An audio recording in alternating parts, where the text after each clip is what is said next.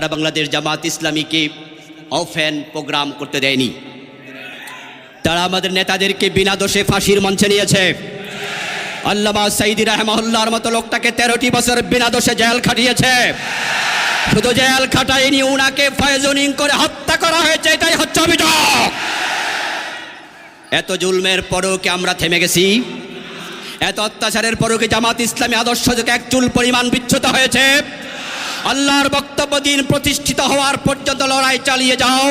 তো আমাদের আদর্শ হলো আমাদের 100 জন নেতাকে ফাঁসি নয়, 1000 জনকে নয়, 1 লক্ষ নেতা কর্মী নয়, সবাইকে যদি ফাঁসি দেওয়া হয়, একজন থাকলে একজন মাথা উঁচু করে দাঁড়িয়ে থাকবে।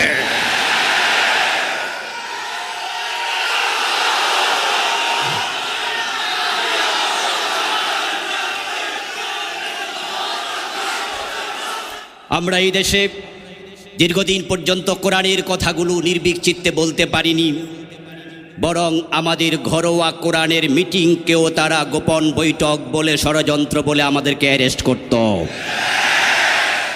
সত্য কথা বলার কোনো পরিবেশ এই দেশে ছিল না।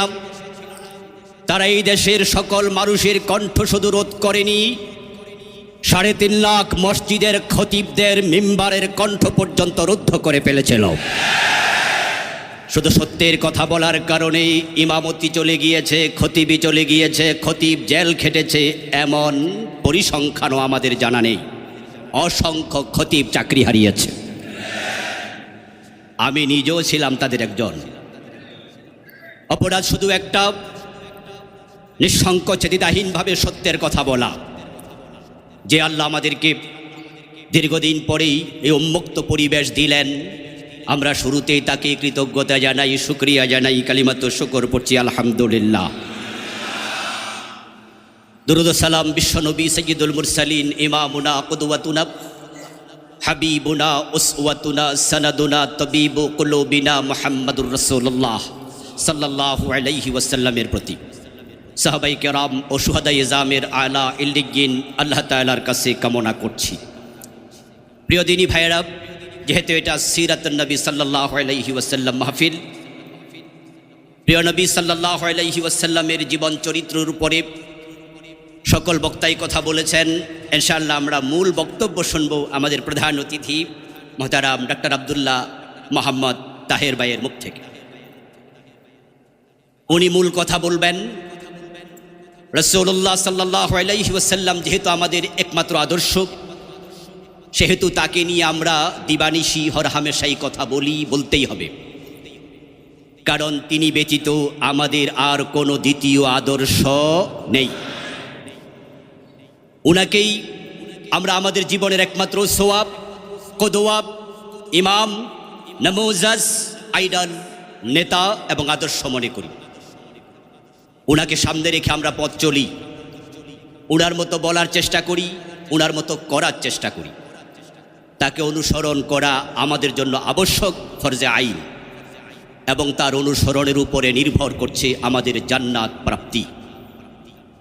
আল্লাহ তাআলা প্রিয় নবী মুহাম্মদ সাল্লাল্লাহু আলাইহি ওয়াসাল্লামকে অনুসরণ করতে আমাদের সকলকে অর্ডার করেছেন, নির্দেশ দিয়েছেন কোরআন মাজিদের অসংখ্য আয়াতে, এবং তিনি বলেছেন ইউহিব্বুকুমুল্লাহ, যদি নবী মুহাম্মদকে তোমরা অনুসরণ করো, আল্লাহ নিজে তোমাদেরকে ভালোবাসবেন। আমরা আল্লাহর ভালোবাসার পাত্র হতে চাই। এজন্যই প্রিয় নবীকে আমরা অনুসরণ করি এবং করতে বলি। তার জীবনটাকে আমাদের আদর্শ বানিয়ে আমরা জীবনের বটম থেকে টপ লেভেল পর্যন্ত, রান্নাঘর থেকে সংসদ ভবন পর্যন্ত, ব্যক্তি জীবন থেকে আন্তর্জাতিক বলয় পর্যন্ত সব জায়গায় নবী মুহাম্মদের আদর্শ প্রতিস্থাপনের কথা বলেই আমাদের উপর জুলমের স্টেম রোলার চালানো হয়। আমরা যদি রাসূলুল্লাহ সাল্লাল্লাহু আলাইহি ওয়াসাল্লামের জীবনের আংশিক অনুসরণ করতাম, তাহলে আমাদেরকেও তাদের মতো ফুলের মালাই দেয়া হতো। শুধু টুপি এবং দাড়ির সুন্নাহ পালন করলে সালাম পাওয়া যায়, কিন্তু জিহাদের সুন্নাহর কথা বললে জঙ্গির মামলা নিয়ে জেলখানায় যাওয়া লাগে। অথচ আমার রাসূল সাল্লাল্লাহু আলাইহি ওয়াসাল্লাম টুপি এবং দাড়ির সুন্নাহ যেমন পালন করেছেন, 27টি যুদ্ধে তিনি তলোয়ার হাতে নিয়ে যুদ্ধের মাঠে ঝাঁপিয়ে পড়ে বলেছেন, আনান নবিয়্যুল কাযিব, আনা ইবনু আব্দুল মুত্তালিব। প্রিয় নবী মুহাম্মদ সাল্লাল্লাহু আলাইহি ওয়াসাল্লাম যেহেতু আমাদের আদর্শ, এজন্য তাকে আমরা শুধু টুপি এবং দাড়িতে অনুসরণ করি না, তাকে মসজিদে ঢোকার সময় ডান পা দিয়ে শুধু অনুসরণ করি না, তাকে আমরা সংসদে বসে রাষ্ট্র পরিচালনার জায়গাতে অনুসরণ করতে যাই।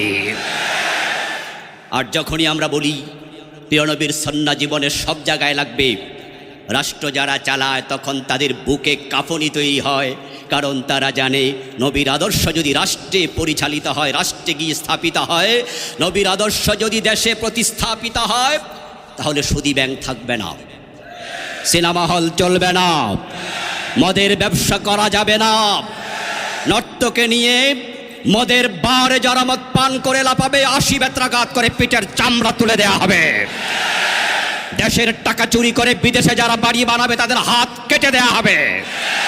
তারা জানে ইসলামকে যারা পূর্ণাঙ্গ জীবন অনুসরণ করে তারা রাসূলের আদর্শ মানার কারণে কোনো জায়গায় কোনো অন্যায় সহ্য করে না। রাসূলুল্লাহ সাল্লাল্লাহু আলাইহি ওয়াসাল্লামের আদর্শের কথা বলতে যাওয়া খুবই কঠিন একটি কাজ।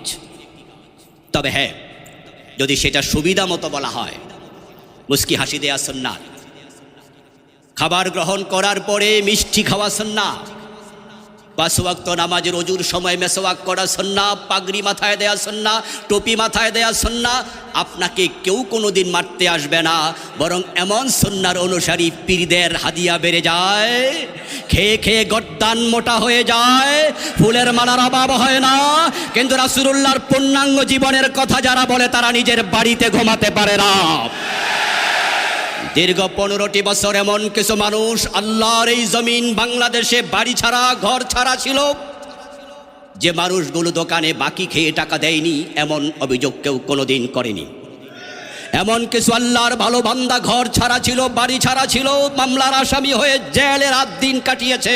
যেই মানুষগুলো কাউকে কষ্ট দিয়ে কথা বলে না, ফাঁকিবাজি করে না, মিথ্যা বলে না, সুদ খায় না, ঘুষ খায় না, একজন মানুষ হিসাবে সবাই বলে ভালো মানুষ, কিন্তু তারপরও সে জঙ্গির মামলায় আসামি, জেলখানার কয়েদি, ফাঁসির কষ্টে যেতে হয়, কারণ একটা নবী মুহাম্মদকে সব জায়গায় মানার কথা বলে বটে। রাসূলুল্লাহ সাল্লাল্লাহু আলাইহি ওয়াসাল্লামকে অনুসরণ করা আমাদের জন্য যেহেতু ফরজ, এই অনুসরণ করার ক্ষেত্রে আপনি প্রবৃত্তির অনুসারী হয়ে অনুসরণ করবেন সে অধিকার আপনার নাই। এই জন্য আল্লাহ তাআলা আমাদেরকে বলেছেন উদখুলু ফিস সিলমি কাফা, তোমরা ইসলামে প্রবেশ যখন করেছো আংশিক নয়। ইসলামে কে প্রবেশ করবে কে করবে না এটা তার স্বাধীনতা, কিন্তু প্রবেশ করার পরে আংশিক করবে স্বাধীনতার নাই। কোরআন মাজিদ আল্লাহ তাআলা বলেছেন ফামান শাআ ফালিউমিন ওয়া মান শাআ ফালিয়াকফুর, তোমাদের যাদের মনে চায় তারা ঈমান আনো, তোমার যদি মনে না চায় তুমি কুফরি করো। লা ইকরাহা ফিদ্দীন, তোমাকে জবরদস্তি করে মুমিন বানানো হবে না, ইসলামে জবরদস্তি নাই। প্রিয় নবী মুহাম্মদ সাল্লাল্লাহু আলাইহি ওয়াসাল্লামকে আল্লাহ বলেন ফাযাক্কির ফাইন্নামা আনতা মুযাক্কির লাস্তা আলাইহিম বিমুসাইতির। হে নবী, আপনি নির্দেশনা দিন, নসিহা করুন, সত্যের কথা প্রচার করুন। বাল্লিগ মা উনজিলা ইলাইকা মির রাব্বিক, আপনার রবের পক্ষ থেকে যা এসেছে তা তাবলীগ করুন, কিন্তু আপনি জবরদস্তি করবেন না। লাস্তা আলাইহিম বিমুসাইতির, আপনাকে জোর করার জন্য আমি পাঠাই নাই, আপনি প্রচার করুন। কিন্তু যখন ইসলামে কেউ ঢুকে যাবে তখন সে চুরি করলে হাত কেটে দেওয়া হবে, মদ পান করলে 80 বেত লাগানো হবে, জেনা করলে বিবাহিত হলে সঙ্গে ছাড় করা হবে, আল্লাহর আইন মেনে চলতে তাকে বাধ্য করা হবে। যেই এলাকায় ইসলাম প্রতিষ্ঠিত হবে, আল্লাযীনা ইম্মাক্কান্নাহুম ফিল আরদি ইয়াকামুস সালাহ ওয়া আতাউয যাকাত ওয়া আমারু বিল মা'রুফ ওয়া নাহাউ আনিল মুনকার। সূরাতুল হাজে আল্লাহ বলেন ইসলাম প্রতিষ্ঠিত হয়েছে সে এলাকার রাষ্ট্রপ্রধানকে 4টি কাজ করতেই হবে। 1 নাম্বার, নামাজ আইন করে কায়েম করবে। ইমাম আবু হানিফা, ইমাম শাফি, ইমাম মালিক, ইমাম আহমদ ইবনে হাম্বল রাহিমাহুমুল্লাহ 4 ইমাম ইত্তেফাক হয়ে ফতোয়া দিয়েছেন, কোনো যদি নামাজ ফরজ, বালেগ ব্যক্তি নামাজ না পড়েই তাকে আইনের আওতায় আনতেই হবে, তাকে জেলে পুরে দিয়ে তারপরে নামাজ পড়তে অভ্যস্ত করতে হবে। ইমাম শাফি রাহেমাহুল্লাহ বলেছেন জেলে দেওয়ার আগে বেত্রাঘাত করতে হবে, নামাজে অভ্যস্ত হওয়ার আগ পর্যন্ত জেল থেকে ছাড়া যাবে না। ইসলাম গ্রহণ করার পরে আপনি সুবিধাবাদী হওয়ার সুযোগ নেই। ওদখুলু ফিস সিলমি কাফা, ইসলামে আপনাকে পরিপূর্ণ ঢোকার জন্য আল্লাহ অর্ডার করেছেন। আপনাদের কাছে আমার প্রশ্ন, প্রিয় ভাইয়েরা, রাসূলুল্লাহ সাল্লাল্লাহু আলাইহি ওয়াসাল্লাম মদিনায় যখন ইসলামী রাষ্ট্র প্রতিষ্ঠিত করেছেন, উনার প্রতিষ্ঠিত ইসলামী রাষ্ট্রে ইসলাম কি আংশিক প্রতিষ্ঠিত ছিল না পূর্ণাঙ্গ? ইসলাম ধর্ম হিসাবে আংশিক না পূর্ণাঙ্গ? তাহলে বাংলাদেশে 53 বছর চলে গেল, এই দেশে চুরি করলে হাত কাটা হয় না, ডাকাতি করলে শুলে দেওয়া হয় না, জেনা করলে পাথর মারা হয় না, অবিবাহিত জেনাকারীকে 100 বেত্রাঘাত করা হয় না, মদ পান করলে 80 বেত দেওয়া হয় না। হযরত ওমর নিজের ছেলে আবু শামাকে পর্যন্ত রেহাই দেননি। প্রিয় নবী সাল্লাল্লাহু আলাইহি সাল্লাম বলেছেন আমার মেয়ে ফাতেমা চুরি করলে আমি তার হাতটাও কেটে দেব। এই যদি রাসূলের ইসলাম হয়, তার 53 বছরের বাংলাদেশে অর্ধেক ইসলাম চলছে, এটা দেখে কোনো মুসলমান ঘুমাতে পারে না, নীরব থাকতে পারে না। ইসলাম পূর্ণাঙ্গ প্রতিষ্ঠিত হওয়ার আগ পর্যন্ত কাতিলুহুম হাত্তা লা তাকুনা ফিতনা ওয়া ইয়াকুনা দ্বীনু কুল্লুহু লিল্লাহ। আল্লাহ বলে দিন পরিপূর্ণ আল্লাহর জন্য সাব্যস্ত হওয়ার আগে চুপ থাকতে পারবে না, প্রয়োজনে জিহাদের ময়দানে ঝাঁপিয়ে পড়তে হবে।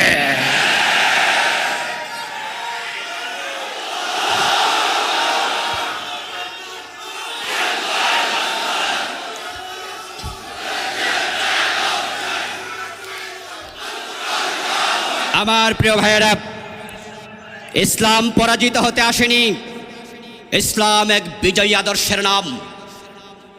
আজকের বাংলাদেশে ইসলাম কি বিজয়ী না পরাজিত? 53 বছর বাংলাদেশ চলছে কি আল্লাহর আইন দিয়ে না ধর্মনিরপেক্ষ মতবাদ দিয়ে? ধর্মনিরপেক্ষতা একটি কুফরি মতবাদ, একটি কুফরি মতবাদ, একটি কুফরি মতবাদ। যারা ধর্মনিরপেক্ষতা বিশ্বাস রাখে আল্লাহর কসম তারা বেঈমান, বেঈমান, বেঈমান। সমাজে 53টি বছর সে কুফরি মতবাদ প্রতিষ্ঠিত। একজন মুসলিম হয়ে আপনি ঘুমান কিভাবে? আপনার ঘুম আসে কিভাবে? ইসলাম পরাজিত হতে আসেনি। কালান নবী সাল্লাল্লাহু আলাইহি ওয়াসাল্লাম আল ইসলামু ইয়ালু ওয়া লা ইউলা। প্রিয় নবী মুহাম্মদ সাল্লাল্লাহু আলাইহি ওয়াসাল্লাম বলেছেন ইসলাম বিজয়ী হতে এসেছে, পরাজিত হতে নয়। 92% নবী মুহাম্মদের অনুসারী মুসলমান বাংলাদেশে থাকতে ইসলাম পরাজিত থাকে কেমনে? আর ইসলাম বাস্তবে 53 বছর পরাজিত। তোমরা আল্লাহর সামনে মুখ দেখাবা কেমনে? রাসূলের সামনে মুখ দেখাবা কেমনে? তাই যারা হাস্যজ্জ্বল প্রিয় নবীর চেহারা মোলাকাত করতে চায়, তাদেরকে দিন প্রতিষ্ঠিত হওয়ার আগ পর্যন্ত 1 সেকেন্ডের জন্য থেমে থাকা যাবে না। আলহামদুলিল্লাহ, সুম্মা আলহামদুলিল্লাহ। 17টি বছর, প্রায় এক যুগের বেশি, 15 বছর, 16-17 বছর তারা বাংলাদেশ জামাত ইসলামীকে অফেন প্রোগ্রাম করতে দেয়নি। তারা আমাদের নেতাদেরকে বিনা দোষে ফাঁসির মঞ্চে নিয়েছে। আল্লামা সাঈদী রাহিমাহুল্লাহর মতো লোকটাকে 13টি বছর বিনা দোষে জেল খাটিয়েছে। শুধু জেল খাটায়নি, উনাকে পয়জনিং করে হত্যা করা হয়েছে। এটাই হচ্ছে অভিযোগ। এত জুলমের পরেও কি আমরা থেমে গেছি? এত অত্যাচারের পরেও কি জামাত ইসলামী আদর্শ থেকে এক চুল পরিমাণ বিচ্যুত হয়েছে? আল্লাহর বক্তব্য দিন প্রতিষ্ঠিত হওয়ার পর্যন্ত লড়াই চালিয়ে যাও। তো আমাদের আদর্শ হলো আমাদের 100 জন নেতাকে ফাঁসি নয়, 1000 জনকে নয়, 1 লক্ষ নেতা কর্মী নয়, সবাইকে যদি ফাঁসি দেওয়া হয়, একজন থাকলে একজন মাথা উঁচু করে দাঁড়িয়ে থাকবে।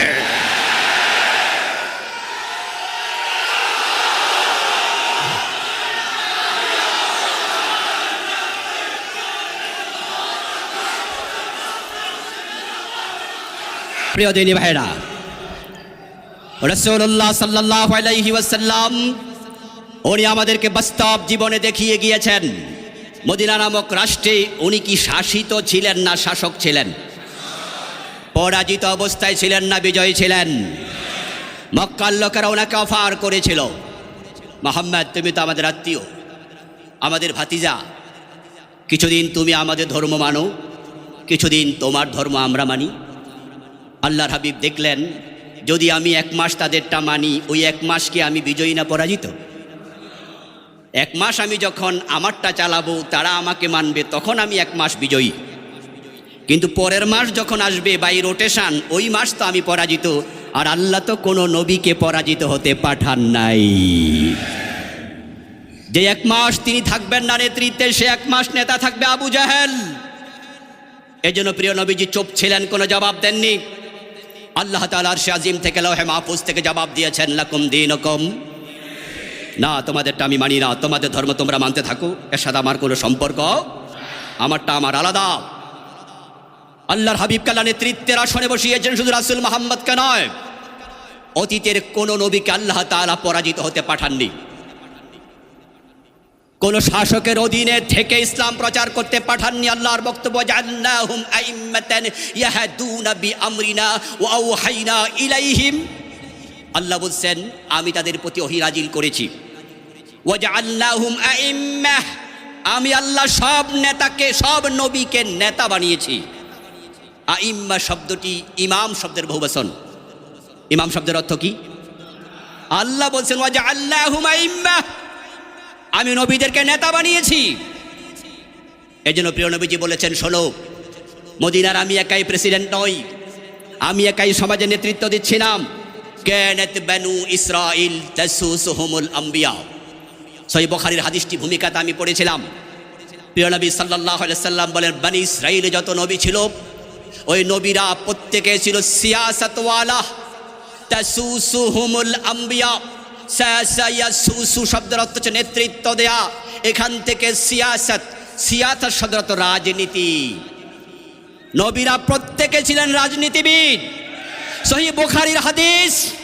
প্রিয় ওলামায়ে কেরাম, আপনাদের থেকে যখন শুনি ইসলামে রাজনীতি নাই, আপনাকে যখন দেখি গর্বভরে পরিচয় দেন আমি কোনো রাজনীতি করি না, আপনি পীর হয়ে পরিচয় দেন আপনি রাজনীতি করেন না, আপনি খতিব হয়ে পরিচয় দেন রাজনীতি করেন না, আপনি বক্তা হয়ে পরিচয় দেন রাজনীতি করেন না, অথচ আল্লাহ নবী বলছেন যে অতীতের নবীরা সবাই রাজনীতিবিদ ছিল, দাঈ ছিল, শাসক ছিল, আইম্মা ছিল, আর আপনি তাদের আদর্শ থেকে সরে গিয়ে গর্বভরে পরিচয় দেন কেমনে? আপনার তো লজ্জা পাওয়া উচিত। আপনি সুবিধাবাদী, কারণ আপনি জানেন যে আপনি কোনো রাজনীতি করেন না, এটা বললে সব দলের লোক হাদিয়া দেবে। এবং যে আলেমরা, যে খতিবরা, যে বক্তারা, তাদের সাথে আমরা চলি।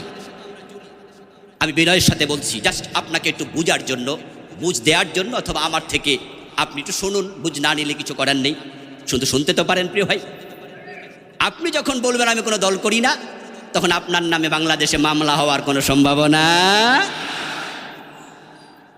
আমরা দেখতাম এই 5ই আগস্টের বিপ্লবের আগে, গত বছর, তার আগের বছর, একজন বাংলাদেশের খুব জজবাওয়ালা বক্তা, উনি তার বিভিন্ন মাহফিলে রাজনৈতিক ওয়াজ করতেন, খুব শক্ত কথা বলতেন, কিন্তু আবার শেষ দিকে বলে দিতেন আমি কোনো রাজনীতি করি না, তবে রাজনীতি শিখাই। আমি গবেষণা করতাম যে এই লোকটা এত রাজনৈতিক বক্তৃতা দেয় কিন্তু রাজনীতি করি না, এই কথা কেন বলে? তখন বুঝতাম, কারণ এই কথা বললে নিরাপদে থাকা যায়। প্রতিপক্ষ তখন তাকে আর দুশ্মন মনে করে না, প্রতিযোগী মনে করে না, পিছনে ঠেলে আর দেয় না। আমরাই সব কিছুর মুখে সামনে গিয়ে বলি যে আমি রাজনীতি করি, আমি খতিব, আমার মিম্বার চলে যাক, কিন্তু রাসূলের রাজনীতির আদর্শ থেকে আমি সর্বনাম। আমাকে জেলে দেয়া হবে, ফাঁসি দেয়া হবে, তার আদর্শ থেকে আমি চুল পরিমাণ সর্বনাম। আমার রাসূল বলে, কানাত বানু ইসরাইল তাসুসুহুমুল আম্বিয়া। বনি ইসরাইলের নবীরা রাজনীতিবিদ ছিলেন, শাসক ছিলেন। কুল্লামা হালাকা নবিয়্যুন খালাফাহু নবী, যখনই একজন নবী মরে যেতেন, ইন্তেকাল করতেন, আল্লাহ তার জায়গায় আরো একজনকে দায়িত্ব দিতেন। দুঃখের কথা কি জানেন? বিভ্রান্তি আজকে শুধু ধর্মনিরপেক্ষতাবাদীরা ছড়াচ্ছে না, আমরা যখন বিভ্রান্তি কিছু আলেমদের মুখ থেকে শুনি তখন বেশি কষ্ট পাই। আলেম হয়ে বলছে রাষ্ট্র ইসলাম কায়েম করতে হবে, এটা কি আদৌ জরুরি? আশ্চর্য হবেন, গতকাল আমার হোয়াটসঅ্যাপে একজন ভাই ভয়েস মেসেজ পাঠালেন, কুষ্টিয়া ইউনিভার্সিটির বর্তমান রানিং ছাত্র। ওস্তাদ, আমি কিছু প্রশ্নের উত্তর জানতে চাই। তার বয়স শুনে আমি বললাম যে ওকে, তুমি কি প্রশ্ন জানতে চাও আমাকে ভয়েসে জানাও, আমি জবাব দেবো ইনশাআল্লাহ, যদি আমার জানা থাকে। সে ঠিক এই প্রশ্নটাই করলো যে আমরা তো কোনো কোনো আলেমের মুখ থেকে শুনি ইসলামের রাষ্ট্র কায়েম করা আদৌ কি আবশ্যক, আর যদি চোর ধরে হাত কাটা ডাকাত ধরে শুলে চড়ানো না হয় তাহলে তো দায়ী হবে যারা দেশ চালায় তারা, এতে আমাদের দায় কি? তো আমরা এত ঝুঁকি নিতে যাব কেন? আমি আশ্চর্য হলাম। ইসলামী রাষ্ট্র কায়েম করা ফরজ, এই প্রশ্ন আলেম কিভাবে করে? জাহেল করতে পারে, কারণ রাসূলুল্লাহ সাল্লাল্লাহু আলাইহি সাল্লাম নিজে একটি ইসলামী রাষ্ট্র প্রতিষ্ঠিত করে 10 বছর নিজে দেশ চালাইয়া চোখে আঙ্গুল দিয়া জাতিকে দেখাইয়া গেছে।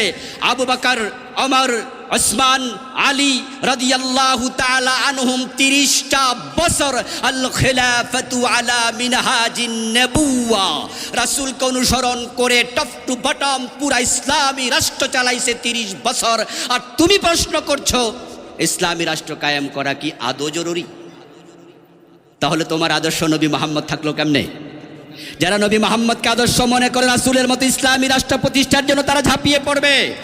যারা সাহাবাই কেরামকে তাদের অনুসরণীয় অনুকরণীয় মনে করে, মা আনা আলাইহি ওয়াসহাবি, রাসূল এবং সাহাবাদের পথে থাকলে জান্নাত পাওয়া যায়, এই হাদিস যারা মানে তারা তো সাহাবাই কেরামের মতো ওমরের মতো রাষ্ট্র প্রতিষ্ঠার জন্য পাগল পারা হয়ে যাওয়ার কথা। আল্লাহ কোরআনে বলেছেন আকিমুদ্দিন ওয়ালা তাতাফাররাকু ফি, আপনি দিন কায়েম করুন, তোমরা দিন কায়েম করো, এ ব্যাপারে বিচ্ছিন্ন হইও না। আচ্ছা দিন কায়েম করো, আচ্ছা দিন বলতে কাকে বোঝায়? ইসলাম ছাড়া আর কোনো দিন আছে? ইন্নাদ দীনা ইনদাল্লাহিল, দিন তো শুধু আল্লাহর কাছে একটাই, সেটার নাম। তাহলে আন আকিমুদ্দিন, দিন শব্দের জায়গায় আবার ইসলামকে রিপ্লেস করুন, অর্থ দাঁড়াবে আন আকিমুল ইসলাম।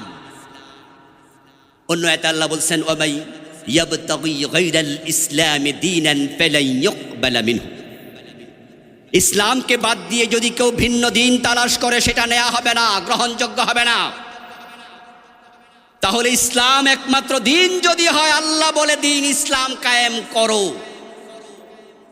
আবার আপনি বলবেন যে এটা কি ফরজ? তো আল্লাহ বললে কি হয়? নফল হয়? আজীব তো। আল্লাহ বলছে ইসলাম কায়েম করো। রাসূলুল্লাহ সাল্লাল্লাহু আলাইহি সাল্লাম মক্কায় 13টি বছর চাইলেন, দিন কায়েম করার কোনো পরিবেশ ছিল না। কারণ মক্কার সংসদ ভবন দারুন নাদওয়াতে কোরআন নিয়ে ঢুকতে আবু জেহেলরা অনুমতি, বরং তারা নিজেরা সিদ্ধান্ত নিয়েছিল লা তাসমাউ লিহাদাল কুরআনি ওয়ালগাউ ফীহি লাআল্লাকুম তাগলিবুন।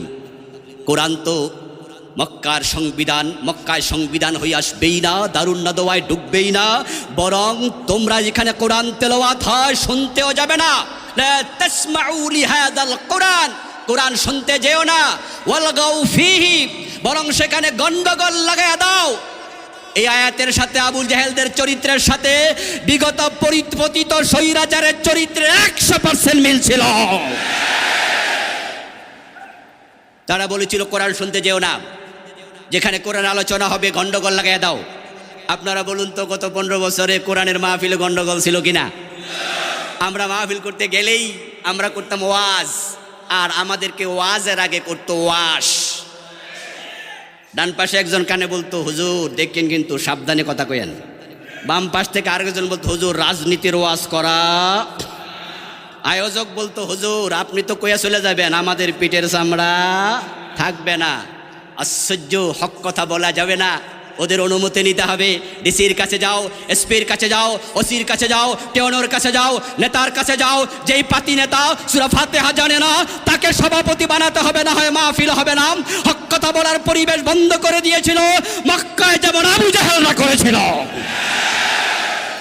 সেই আবু জেহেলকে আল্লাহ তাআলা যেমন বদরের যুদ্ধের দিন লাঞ্ছিত করেছেন, ঠিক আলহামদুলিল্লাহ আল্লাহর কোরআনের বক্তব্য ইন্নাহু লা ইউফলিহুজ জালিমুন ওয়ালা তাহিনু ওয়ালা তাহজানু ওয়া আনতুমুল আ'লাউনা ইন কুনতুম মুমিনিন। হতাশ হইও না, হীনবল হইও না, তোমরাই বিজয় হবে যদি মুমিন হতে পারো। আলহামদুলিল্লাহ 5ই আগস্ট বিজয়ের কিঞ্চিত আমরা দেখেছি। ইমানদাররা যখন রাস্তায় আছে চূড়ান্ত বিজয় আমাদেরই হবে ইনশাআল্লাহ। ইনশাআল্লাহ সময় আসছে।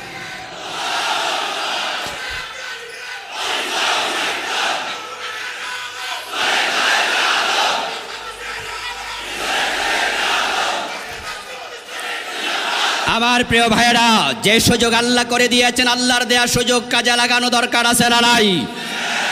আমরা আমাদের আজকের প্রধান বক্তা আব্দুল্লাহ মোহাম্মদ তাহের ভাইয়ের নির্দেশনাগুলো শুনে মাঠে ময়দানে ঝাঁপিয়ে পড়ব, আল্লাহর দেয়া সুযোগকে কাজে লাগাবো। 53 বছরের বাংলাদেশে 72তে সংবিধান লেখার পরে আজ পর্যন্ত এমন সুবর্ণ সুযোগ আর আসেনি। কোন সরকার পূর্ণাঙ্গ সংবিধান পরিবর্তন করবে চিন্তা মাথায় আনতে পারেনি, সুযোগও ছিল না। কিন্তু আল্লাহ এমন সুযোগ দিয়েছেন, যদি বর্তমান অন্তর্বর্তীকালীন সরকার চায় আর আমরা সরকারকে বাধ্য করতে পারি, পুরা সংবিধান পরিবর্তনের সুযোগ এসে যাবে।